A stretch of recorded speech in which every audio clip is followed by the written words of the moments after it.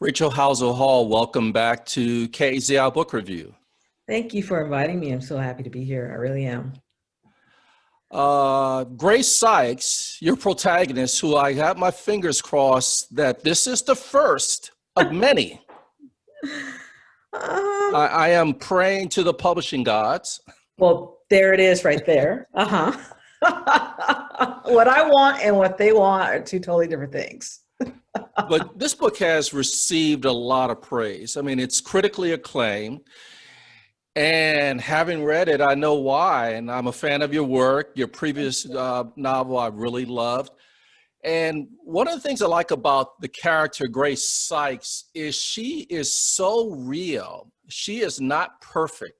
No. But you find those imperfections. It's not like she's a raging alcoholic, because with some of the crime fiction novels, it's huge Yeah. imperfections. Yeah. Yeah. But, she may have chocolate on her jacket, she may have her makeup on wrong. So I like the way you build up these smaller imperfections in this character. Thank you. I like the little nicks in people. I mean, we're all kind of nicked up, and it's those little nicks that kind of make us unbalanced when we go into new spaces. Like the piece of, the chocolate on your collar. It's not big, but it's like, is it big enough for someone to see it? What did it say about me? It kind of mars my perfect exterior and it throws us off balance. So I wanted her in this new space to feel a little off balance all the time. And I didn't want her to be a raging alcoholic, just enough to make her, question who she is and question whether she needs to drink, like regular people. How many of us are raging alcoholics and get up and go to work? Not a lot of us, but enough so that, we have a headache and we're not at the top of our game, or our mouth is dry because we tied one on last night. And so you're not paying as much attention when you're in a Zoom meeting, little things to throw you off balance, to keep you guessing about what you're about to do and how you may fail at any moment. And Gray is waiting to fail at any moment because of her little nicks. And a couple of more nicks. The one that really caught my attention was the phone not being charged, and looking for a pen and forgetting to take notes. I mean, just some of the common mistakes we all make. Say, my God, I forgot my pen. Oh my God, I forgot to charge my phone. And, writing, and you talk to a lot of mystery writers now and have over the years, and the phone now is the thing that you have to have. You can't like throw somebody in a deserted place anymore without saying, oh, but now they're phones, so they can't be totally deserted. But you can have like one bar with no reception, or your battery can be worn down or something like that. So yeah, she's not thinking. She's new at being a private investigator. And we've all, again, have been caught somewhere without a piece of paper or a pen that starts to write, but it doesn't write. And oh my God, I'm so tense now and everything's going wrong. So yeah, I wanted her to be surrounded by uncertainty, and those things are her fault. They're not anyone else's fault. They're not her client's fault. They're not, her boss's fault. She's responsible for her phone. She's responsible for the pen. And that makes her even more uncertain and insecure and anxious, because now she's relying on herself to do this job. And can she do the job of finding Isabel Lincoln, who is missing, but not maybe gone? So yeah, I'm glad you noticed that. It's the first interview that someone's asked me about the nicks, the little things that keep you off balance, that keep us all off balance. Well, I think the big thing are the secrets, but there's a triple threat secrets. Isabel has secrets. The client, the perfect doctor who's hired the firm to find Isabel, to find his dog, has secrets. And Gray has secrets. I'm not used to the triple threat of secrets. Well, I think I do that because I think everyone has secrets, maybe not life-threatening secrets or life-changing secrets, but we all have those moments where it's like, no one knows I do this, but I do this. For instance, one of my secrets is I love nacho cheese Doritos. And sometimes I would get tired of eating the chip, but I want the cheese. So I lick the cheese off and put them in the trash. And, not everybody knows that. Now they do. But, it's a secret, but it's not going to change my life. And so I wanted everyone in this book to have some type of secret, especially the three main players of the story, because these secrets are life transforming in some ways and life changing and dangerous. If you're just joining us, you're listening to KAZI Book Review on KAZI 80.7 FM. I'm Hopeton Hay. Okay. My guest is Rachel Howzell Hall. We're talking about her latest crime novel, And Now She's Gone. So the story you write in the end of the book, you say it is one of your most personal stories. Yeah. And so could you elaborate a little bit about what this novel of trying to find a missing person, and the doctor really just wants a dog, right? His Chihuahua, is it a Chihuahua? It's a Labradoodle. It's a Labradoodle. He just wants a dog. The Olympus of God doctors. Uh-huh. He just wants his dog back. Kenny G, he's lovable. No, but it is, I would say, my most personal because, one, growing up a woman in the world, you're constantly thinking about your safety and you're gauging how men especially look at you when you enter a space. And a lot of times, you feel unsafe in some of these spaces. I mean, we've all, from when we were little, our moms would say, if you're wearing a skirt, put shorts under that skirt, so no one sees your panties. So we're kind of raised with being careful and covering ourselves and not being a target. And a lot of times, some of us go through life trying not to be a target and end up being with a partner who uses us as target practice. And so I wanted to talk about that, domestic abuse, and how threatening it is, of course, but also how in some circles, it's kind of an accepted thing, especially if you're a child of the church, you stay married forever, no matter what. And thinking of that and thinking of the women I knew were being hit in the congregation, or friends who were with boyfriends who would, slap them around, that bothered me. It bothered me thinking about lying in bed beside someone who could easily wrap his hands around your neck and squeeze the life out of you. And that scared me. And I wanted to talk about that. I wanted to talk about the duality that women, and added on to that, African-American women use to either protect them or just to kind of get by. And I mean, we all know women who have it all together, in the workplace, at church, or wherever, and go home and it's a complete mess. But you'd never know because she has makeup on to hide the bruises. She's smiling, her hair's done, she drives a Benz, she has it together, but in her heart, she's quaking, she's trembling because, she forgot to pick up his favorite grape juice or some random thing like that. So I saw a lot of that growing up, and it crossed economic lines. It wasn't just, the working class women who were affected by domestic violence. It was my friends' moms whose husbands were, IBM salesmen and drove BMWs. So, it was everywhere, but it was nowhere because no one wanted to talk about it. It was whispered about. And as a kid who tended to, I was bookworm and I wrote. So I'm like observing all this and kind of internalizing it and writing it all down with no answers. I had no answers, but it's a scary space, and that's why it's so personal to me.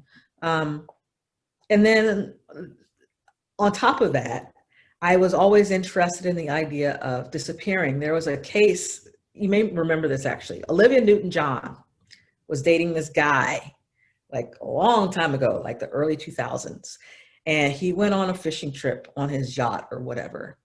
And somehow he fell overboard and disappeared. And poor Olivia Newton-John is, where's her boyfriend? No one knows where he is. He's missing. He's gone. And eventually he's declared dead. Well, fast forward some years later, and he's actually in Puerto Vallarta. He like straight disappeared to leave his other life, to live this new life in Puerto Vallarta. And he was caught because he had been checking his Facebook profile or something random, and the cops had already kind of been suspicious, and they tracked him down to Mexico. And I find that fascinating. It's like, well, men disappear all the time. How many women do that? Because they've either wanted to just leave it all behind or because they're scared. The reasons behind people disappearing at will, they differ from sexes. So there's all this stuff that, writers, we keep a lot of stuff in our heads. It finally came together, and here's the story. And Isabel Lincoln has disappeared, and Gray suspects she may have been the victim of abuse. Mm-hmm. But then there's another story concurrently running of Natalie Dixon, yes, who we learn has been the victim of abuse. And I think one of the things you've made clear, as you've said, is the perpetrators of violence against women come in all classes, mm-hmm. all professions. Yeah. Gray knew a woman once called Natalie Dixon, who in some ways was a needy person. She was early abandoned as a child and was in the foster care system. So she's dealing with that kind of loss of a parent, of a mother and a father. And so she's gone through her early life not being wanted and being rejected, because now she's a Black kid, and now she's too old to be adopted. And she finally, Natalie is finally adopted when she's like 15 years old. And so her adoptive parents, she loves them, but she knows that she wants to please them so that they don't abandon her too. And her adoptive father, Victor, ends up dying from pancreatic cancer. And as a result, he leaves her. And then her mom leaves her. And so she's left here looking for a relationship. And she finds that in Sean Dixon, who is not the best man at all, but he's a handsome man. He's doing well in his life. He seems to adore Natalie and gives her the house in Vegas and the red Jaguar and all the trappings that she'd ever dreamed of. But he's abusive. So yes, there's this story of this woman that Gray used to know really well, of her trying to get away from this life that she thought she wanted, but in the end was going to kill her. And she has some similarities with Gray, because Gray was an orphan too. Mm-hmm. And Gray's very close to the head of the agency she works for, Dominique, better known as Neek. They've known each other since she was 15. Yeah. So she has a lot in common with her. And Gray thinks about her periodically as she pursues trying to find Isabel Lincoln. And actually, she does have some texts and conversations with Isabel Lincoln, mm-hmm. but she keeps coming back to the person she knew from the past that had disappeared. But talk a little bit about Gray being a baby PI. So this is her very first case that Nick has assigned to her. Yes. And it should be a simple case. Yes. Get the picture, find the dog, and be done. Mm-hmm. So yes, I tend to write my stories like that, where you think it's just this very simple idea, and then it goes like this, because that is what life is. It's like you go to the grocery store and all of a sudden all kind of things break out. So yes, her first real case, she had a prior case, and that was to find a Chihuahua named Cheeto. But that's different. This is finding an actual human being who stole her ex-boyfriend's dog. And, initially Gray balks against taking this case because, she knows this woman named Natalie Dixon, and she knows men are jerks. And so she doesn't want to find a woman who wants to stay missing, as Isabel texts her that first day that she's looking. And so, yes, this is the first one. And so she goes into her meetings not knowing that, oh, I should probably record this, or, oh, I should make sure there's an actual pen in my hand as I sit down to write. And I should also kind of be polite to the man who's paying this bill for me to look for his girlfriend, no matter how I feel about him. As Nick reminds her, jerks are the bottom line for their type of business. They're not, it's rare when very nice people hire PIs. It's always kind of these, you know, assholes who do. So she has to grow up in that way. She has to, as we all do when we go into the workplace, you have to work with different personalities. You can't be quitting every job just because you don't like your manager, or because the guy in the cubicle next to you crunches ice too loudly. You grow up and it's like, okay, I'm a grown up. This is my job, whatever to what they're doing. And so Gray is growing up as she's looking for Isabel Lincoln. And, she stumbles sometimes, but fortunately, she's perceptive enough and she cares enough that she wants to do this job. She just doesn't want to say, I don't know where she is, or here's this picture and I'm done. No, she wants to know the truth, because if she finds out the truth for Isabel Lincoln, maybe she'll find out the truth about herself and do the ultimate growing up thing of accepting who she is and what she wants in her life. If you're just joining us, God.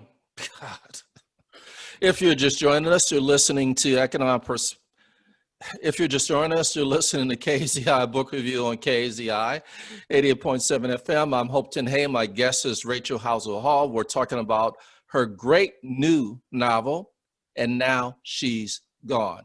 I did want to talk about one of my favorite characters who had a brief appearance. So there's a part in the book where Gray is interviewing people that work with Isabel. And this is how you describe Nan. She was the type of woman who prayed hard, drank harder, and kept the lights on for her trucker lover or her small town sheriff lover or her prodigal son. Tears cried for those men always disappeared into the folds of her weathered skin, but they still counted. You hear? They still counted. And this is Gray asking, did you know that Isabel took Dr. O'Donnell's dog? Gray asked, and Nan snorted, does it look like I give up? Bleep. What a entry for just a single scene character. I love Nan. Whenever I get a chance in the next few weeks to read that scene, I will, because I loved her. And, I've worked with or been on vacation near women like Nan who have seen it all. And even though they've seen it all and know everything, they're still kind of, I'll take him back. I love him. I'll take him back because I love him. And so it was a joy for me to pair Gray, who doesn't know a lot about, women like Nan, with Nan, who knows a lot about people like Gray, but still doesn't know things. So that scene was to kind of share that there's this wisdom that we have as we get older and we still don't know some things. And Nan is the perfect type for that. So yeah, I love Nan. And she worked with Isabel Lincoln and knows things about Isabel. And in the end, she's like, well, Isabel did stuff too, but women got to do what women got to do to stay alive. And there's her wisdom right there, because it's very true. I also wanted to question you about equating good food with sex. There is nothing like good macaroni and cheese. Your eyes just roll back and you just, hot. And your thing, or the character's thing, it may be your thing for In-N-Out secret menu. Yes, there's a secret menu at In-N-Out. Uh-huh. Animal style double with banana peppers. Yeah, pepperoncinis. Mm-hmm. Wait a minute now. It's delicious. Yes. In-N-Out has a whole secret menu, kind of like Starbucks has a secret menu. In-N-Out does too. Yeah, but we still got to talk about equating it to good sex. Yeah. Well, Hank, is it Hank? Hank? Yeah. Hank. Yeah. So she has a great time with Hank and starts singing about food. Yes. Did I get the order right, or was it the food first and the I would say the food first, because the food has always been there for Gray, whereas men, well, not so much, and which is part of her problem, because a lot of us, we find comfort in food because it is immediate.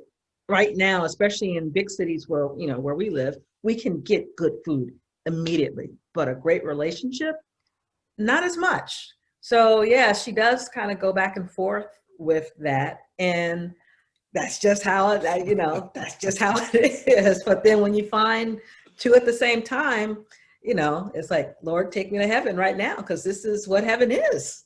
Well, you must have had a lot of fun writing this novel. There are probably times when you would just like scream it out loud and laugh. Oh yeah, oh yeah. And it's weird. And as someone who's talked to a lot of writers, it's hard coming up with all this stuff. And a lot of times, most of the times when you're writing, you're thinking, this sucks, this is awful. But around that third and fourth draft, I'm like, oh, this is art now. I can actually make it something. And that's when I start laughing and like, that's a good line. And the Nan thing, and many scenes with Hank when she says something like she felt like her evil twin had taken over, and she was wearing her Saturday panties on Tuesday. It's like, I wrote that. That is actually really good. Yeah, there's moments of inspiration. So Gray was a skeptic, a cynic, an agnostic of love. So does Gray believe in love? Getting a little personal here with Gray.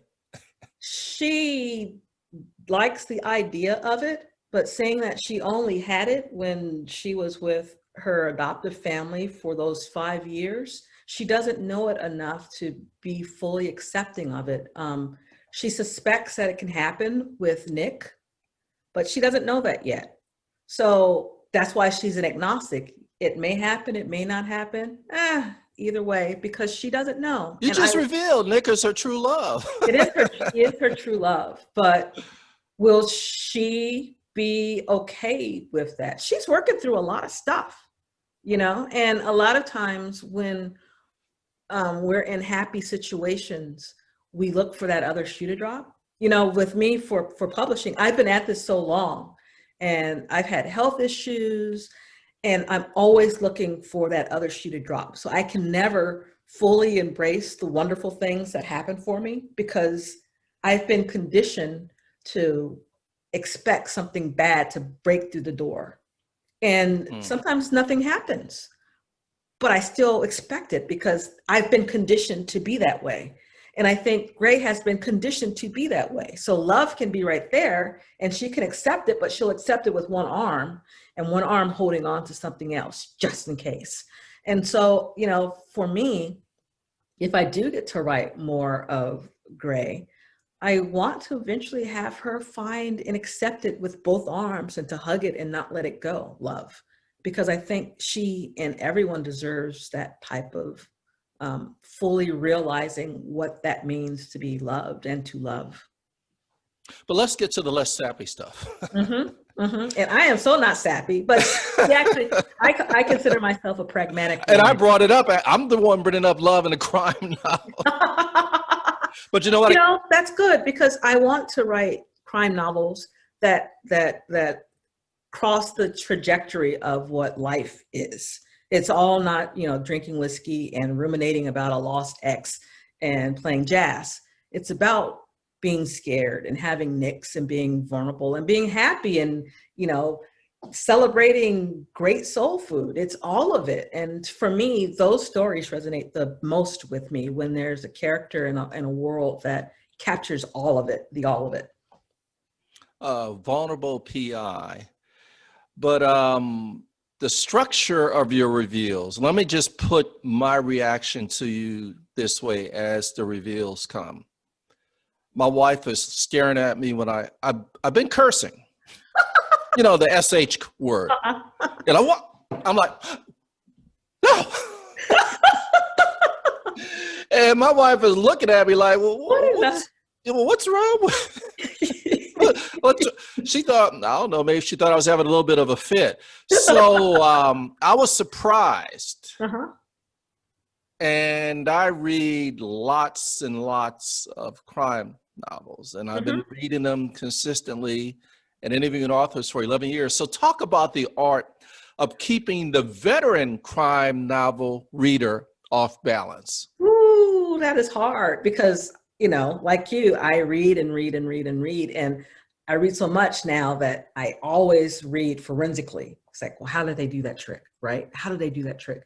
And it took me a moment to figure that out. And it took me, my editor, to say, I know you want this here, but you need to move it up. My problem has always been pacing. To me, everything happens quickly in my head. And so my editor's like, no, you need to quicker, quicker, quicker. And so what I do is a lot of times with her help, I put everything out, all the twists on note cards, on index cards, and all across my living room floor. I lay it all out as big as it is. And that's when, and concurrently with all the, like the three storylines, and that's where I get a bird's eye glance of where the reveals happen. And if it's too late, then I move that card up. And once all my cards are in order, that's when I write those scenes, because, you know, they have to come at a certain time, and I have to remember what I said here, and I can't say too much there. So that's probably, I spent a lot of time, pacing those out and making sure that they don't kill the other plot lines that are going on at the same time. And then at the end, it's like, okay, I got to tie that up, tie that up, tie that up. And then after I do all that, I go back with a blank notebook and I do continuities. I bullet each chapter and put in red what reveals were in that chapter. And then I cross-reference as I do each chapter to make sure, okay, I mentioned that, I mentioned that. Oh, I didn't mention that, so let me put a note here. So it's very Rube Goldbergish with me and plotting and making sure that my reveals are all tied up. And I also don't want cheap reveals either. So, Can I say this? None of them were cheap. thank you. None. I work so hard to not make a cheap reveal because, they're like looking at the M. Night Shyamalan films. There's the perfection of The Sixth Sense, and then there's the what really of The Village. And that's the one where they live in this community. And little did we know, it's a Amish community or whatever kind of community in the middle of Right. a modern city, right? And that felt, for me, it felt kind of cheap and not earned. And so I'm very, very, I want to make sure that I'm more Sixth Sense, where I'm actually giving you all the clues. I'm telling you exactly what's going on. But then it's like, oh, you did say she, blah, blah, blah. Oh, you did say this. You told me about that authorized license plate reader. As all this stuff, I want to make sure that I planted it early enough so that when you get there, it's like, oh, okay, that's good, because it was right there. It was right there all along. So can I say this?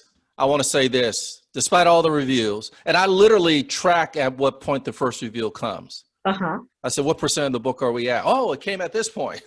But I will say, no matter all the reveals and twists and turns, I do not like Ian O'Donnell, the hero, the god, the man who healed people every day. Do Yeah. not like him. No, and I think I wrote him because there is, especially when it comes to relationships, and in day-to-day interactions, we give some people more grace when they're treating us awful. And doctors, lawyers, politicians, these people of high esteem get to be abusive just because of what they do or because of how they look or what car they drive.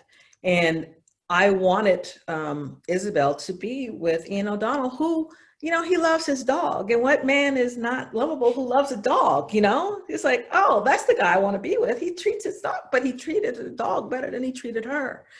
But by then, you're in this relationship.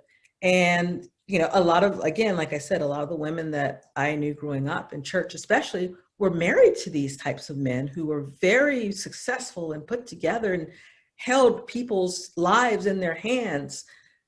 And they used those same hands to pop them in the mouth sometimes. And that's who O'Donnell could be. And that's why Gray kind of accepts the fact that maybe Isabel's right. Maybe Ian is an abusive man, because why not? Rachel Howzell Hall, I absolutely love, and now she's gone. And I'm going to tell our listeners now, we're going to talk about all the reveals as soon as I officially end this interview.